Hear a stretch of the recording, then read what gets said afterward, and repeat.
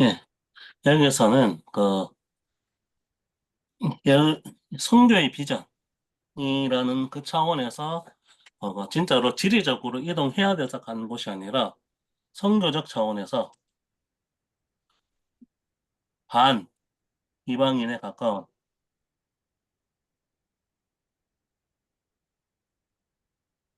사마리아를 지나가게 되었다.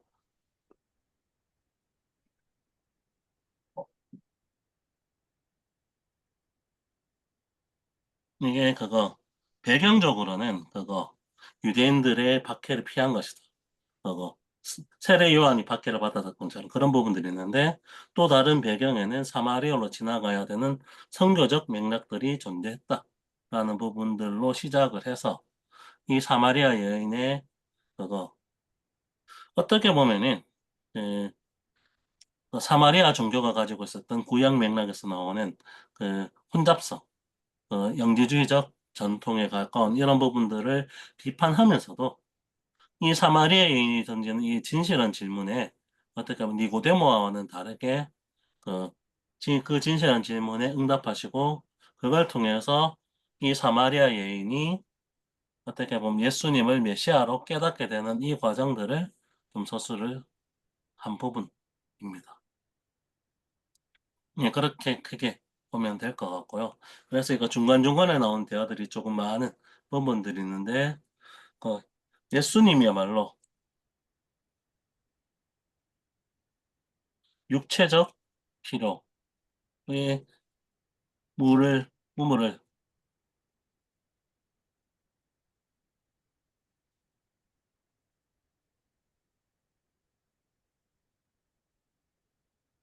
영적인 진정한 생수이시라는 사실이 좀 부각이 되고 있고, 또 다른 차원에서는 예배의 의미와 관련을 해서 이 종교적 난잡함으로 가득한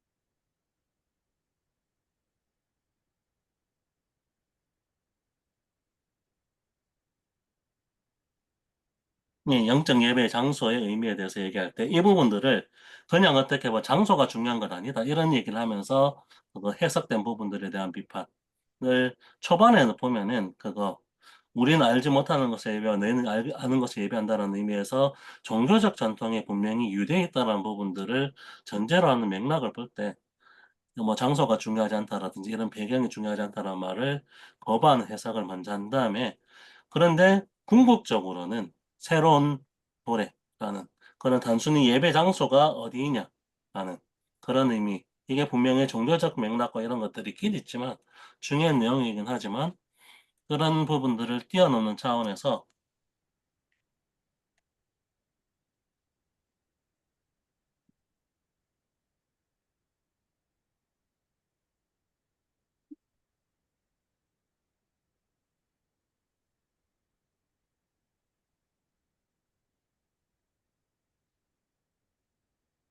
하나님의 행동에서 비롯된다라는 부분들, 그런 부분들을 좀 강조하고 있습니다. 크게 보면 좀 이런 부분들이 좀 나왔던 것 같아요.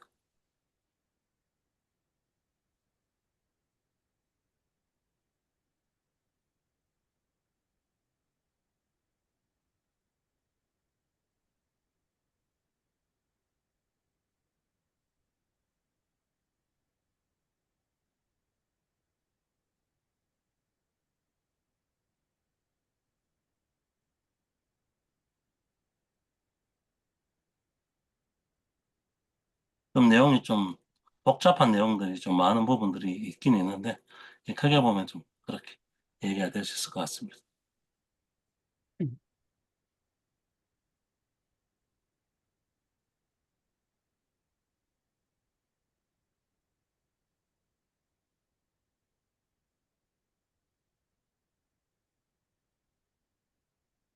네.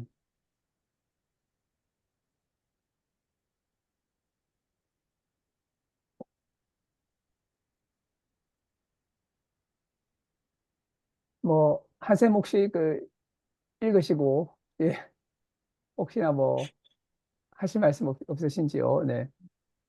음. 근데 그 사마리아인들은 사마리아 여인을 어떻게 이렇게 단방에 알아보았을까요? 어, 예수님을. 어, 어,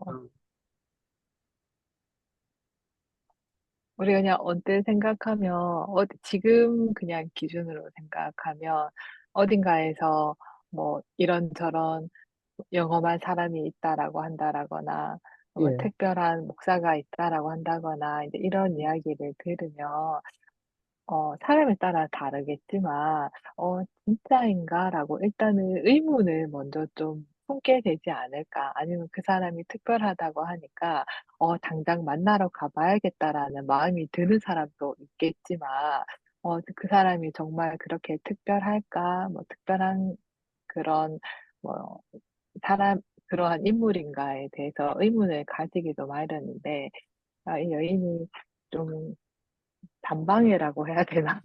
어, 그렇게, 할, 어떻게 그럴 수 있었을까? 그것은, 그 사람의 사마리아 여인의 힘이 아니라 그 또한, 뭐 예수님, 하느님의 힘인가?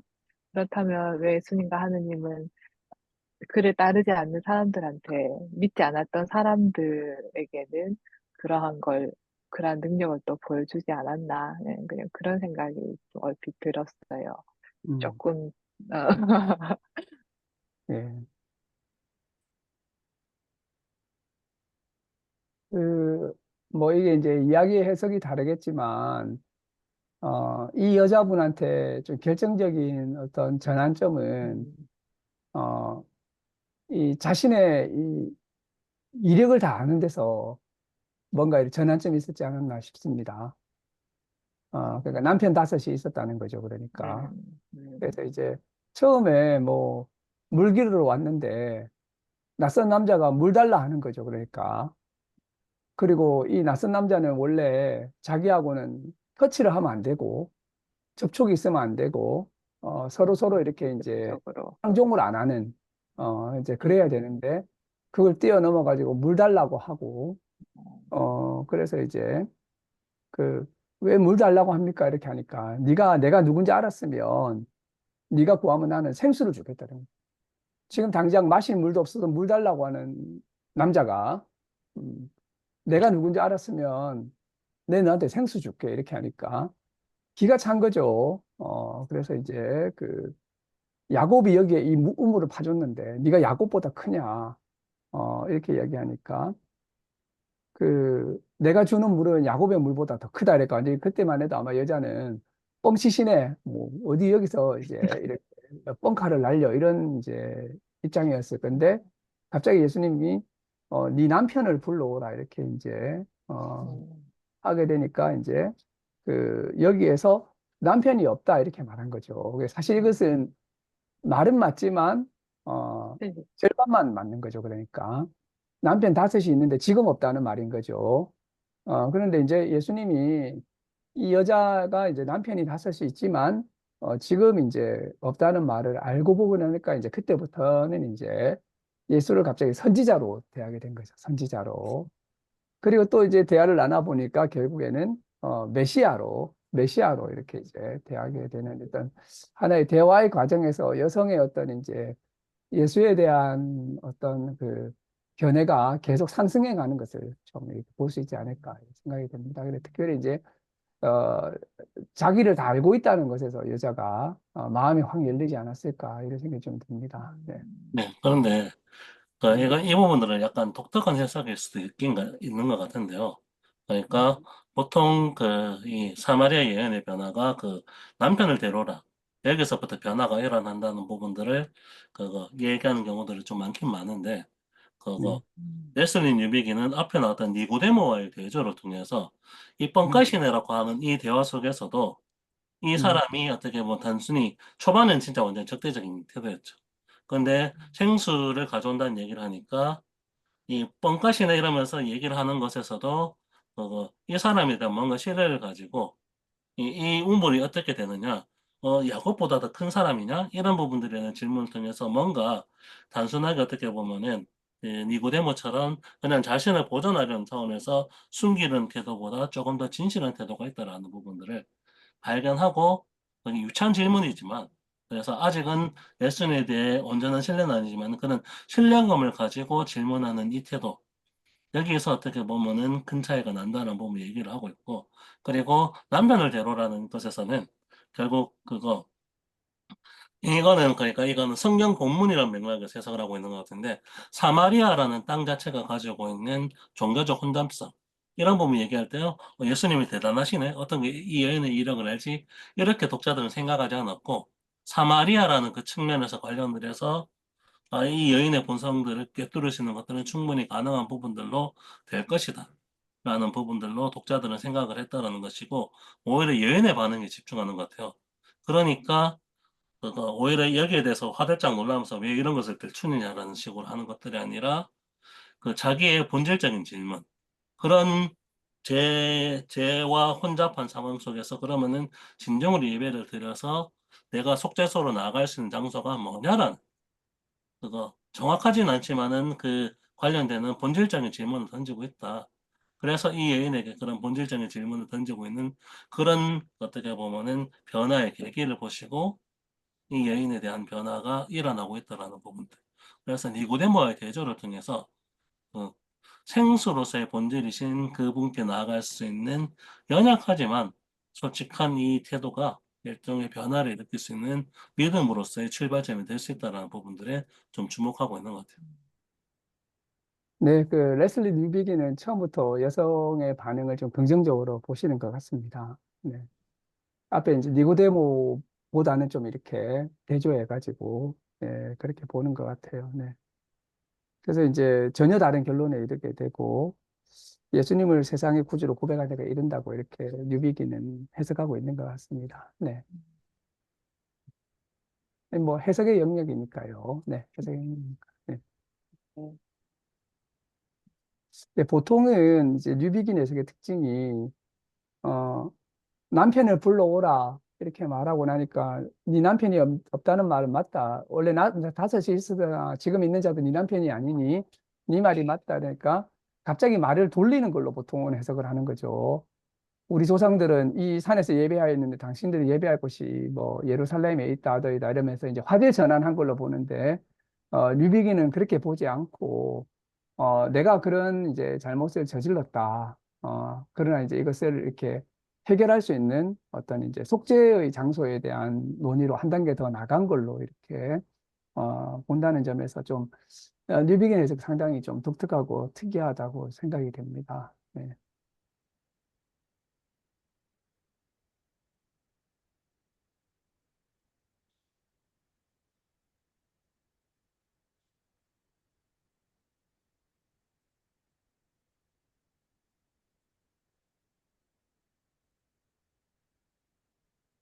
예. 저도 보통 이렇게 예전에 그거, 이 부분 봤을 때 그런 인상이 조금 강했는데, 뉴비 네네. 그렇게 보는 게 아니라, 이, 네. 이 여인의 모습에 가지고 있는 이 부분들이 왜 하필이면 예배 장소로 나가느냐. 이게 네. 화제 전환이 아니다. 이런 부분들이 좀, 예, 특징적인 것 같긴 같아요, 확실히. 네. 그, 여기에서 또 뉴비긴 해석의 새로운 점이, 어, 메시아에 대한 이야기 있죠, 메시아.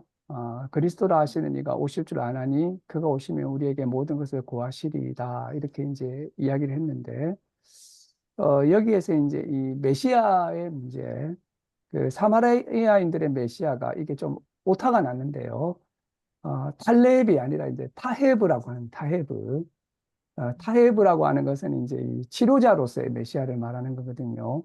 치료자이자 구원자. 그러니까 이제 심판자이자 정복 전쟁과 같은 그런 이제 메시아관도 있었지만, 사마리아에 이렇게 이제 있는 이 메시아 그 사상은, 치료하시고 구원하시는 메시아고, 다윗의 혈통이 아니라 모세가 예언했던, 그 예언자, 그 선지자, 새롭게 오실 그 선지자라고 하는 이제 신명기 약속에 따른 스승과 같은 그런 이제 그 메시아를 이렇게 이제 기다렸다는 거죠. 그러니까 이제 사마리아에서 또 메시아 신앙이 있었는데 유대하고는 다소 좀 결이 다른 사마리아만의 이제 메시아관이 있었다는 거죠. 근데 예수님이 그에 대해서도 너에게 말하는 내가 그다, 내가 메시아다, 이렇게 말하고 있는데 어, 예수님 자신이 유대인의 다윗과 같은 메시아와 동일시 되는 것은 분명히 용납지 않으셨다. 이제 좀 약간 이제 과도한 이제 이야기 같기는 해요.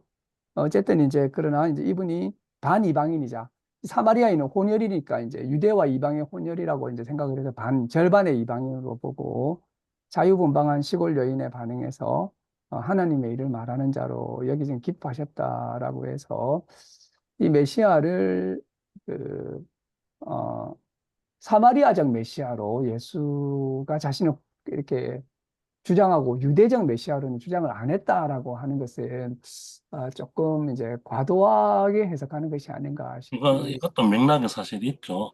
예, 여기에는 예. 이 소박한 질문이 가지고 있는 부분들이 예배라는 그 맥락을 긍정하고 있는 것에 가깝고, 그거 네네.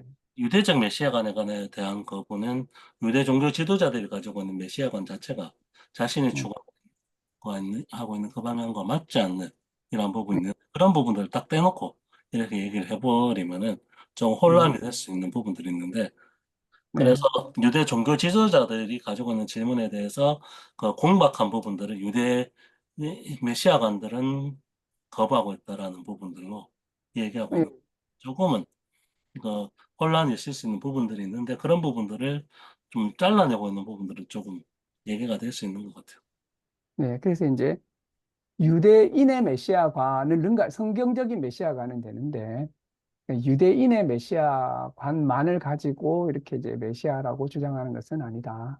유대인의 메시아관 이렇게 하면서 이제 뭐 그렇다고 해서 이제 사마리아인의 메시아관만 긍정하는 것도 아니겠죠. 그러니까 성경에 있는 이제 어떤 메시아관을 긍정하는 것이 되지 않을까 싶습니다. 어쨌든 뭐 상당히 이제 여인의 이런 이제 그 메시아에 관한 논의는 사마리아적 배경을 갖고 있는 이제 이런 그 메시아관을 이야기했고 예수는 뭐 그것을 부정하지 않고 내가 그다 이렇게 이제 말했다고 이렇게 이제 사마리아인도 예수님을 뒤에 가서 믿게 되는데 믿게 됨이 바로 이러한 자기들의 메시아관이 있었기 때문에 그 믿음이 가능해지지 않았을까 또 이런 생각도 들기도 합니다. 네. 음.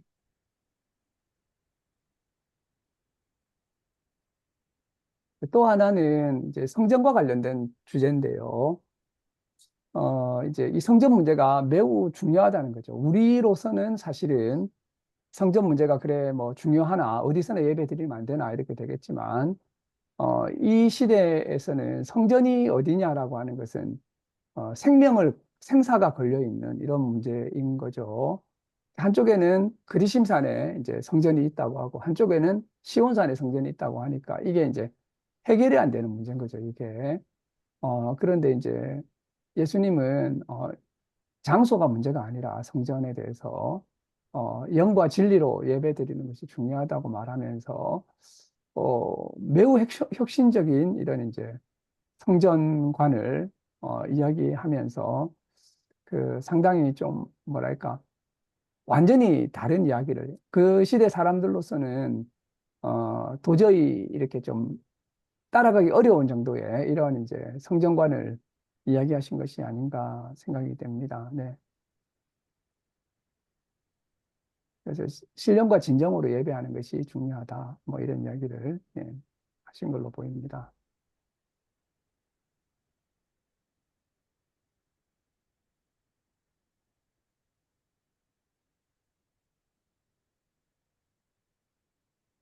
음. 근데 저는 이제 뉴비긴의 이 그 논평을 읽으면서 사마리아에 대해서 너무 네가티브하게 이야기하시는 것 같아요. 네? 혼합주의적인 사마리아 예배는 무지한 가운데 드리는 예배다. 그것은 알지 못하는 신에게 드리는 예배다. 이건 좀 너무 심하지 않나 싶어요. 왜냐하면 안에 사마리아도 나오는, 사마리아 예, 오경이라고 해가지고 자기들끼리 모세 오경을 갖고 있었거든요. 그리고 자기들끼리 성전을 갖고 있었어요, 사실은. 그래서 이제 우리가 지금 가지고 있는 성경은 모세오경 뒤에도 뭐 이렇게 역사서, 지혜서, 예언서 다 들어가 있지만, 이분들은 이제 분명히 모세오경을 갖고 있었고, 자기들 나름대로 하나님을 예배하고 있었는데, 알지 못하는 신에게 드리는 예배다. 무지한 가운데 드리는 예배다. 이렇게 이제 하는 것은 아마 예수님 말씀 중에서 알지 못. 너희는 아는 것을 예배하고 우리는 아는 것을 예배하니 이는 구원이 유대인에게서 나옵니다라고 하는 이 말씀을 갖고 와서 무지한 가운데 드리는 예배와 이제 알지 못하는 신에게 드리는 예배로 이렇게 어, 해석하지 않았는가 싶습니다. 이 네. 부분들에 대한 해석이 중간에 나온 것처럼 이거를 맥락을 제거하고 예, 예, 해석이 있다. 이런 부분들에 대한 반론을 제기하기 위해서 좀 예, 가만히 해석한 부분인 것 같아요. 예, 예, 그래서 그냥 이게 단순하게 어떻게 예배를 우리가 자의적으로 다 드리면 된다는 식으로 예, 해석될 수 있는 부분들. 그런 부분까지 얘기하는 건 아니다. 분명하게 그거 예, 전통이라는 것들이 존재하는 부분들이 있다. 그런 예, 측면에서 전통적인 그 측면을 쓰여지면 유대인으로부터 나온다. 그래서 예수님도 그거 일단은 그 전제 상황에서 알지 못하는 것을 예배, 아는 것은 예배하는 것들이 있다. 그렇지만 예, 지금은 새로운 시대가 도래했다라는 부분들을 예, 이야기하고 이 맥락을 어떻게 보면은 강조하려고 좀 조금은 많이 나간 해석이기도 하죠. 예, 예. 그래서 요한복음 전체에서 유대인에 대해서 굉장히 비판적인 말씀이 많거든요. 유대인을 이제 완전히 남처럼 대하면서. 그래서 어떤 사람은 마태복음과 요한복음이 기독교의 반유대주의를 부른 그러한 이제 복음서로 보는 사람도 있습니다. 어떤 면에서 마태복음보다 더 심해요, 요한복음이. 그리고 적대자들을 아예 유대인으로 이렇게 부를 때도 있거든요. 심지어는 유대인들을 거의 악마화시키는 듯한 그런 구절들도 이렇게 보이는 거죠. 하지만 이제 중요한 것은, 이미 이제 요한복음의 예수님이 구원이 유대인에게서 납니다. 유대인에게서 납니다라고 하면서, 사실은 이제 이렇게 그 반유대주의적으로 그만 읽을 수 없는, 그러한 이야기를 하고 있다고 생각이 됩니다. 네. 그런 면에서 굉장히 또 포인트가 되는 그런 구절이 아닌가 싶습니다. 네. 일단 뭐 혹시나 더 궁금한 이야기 나올 게 있나요?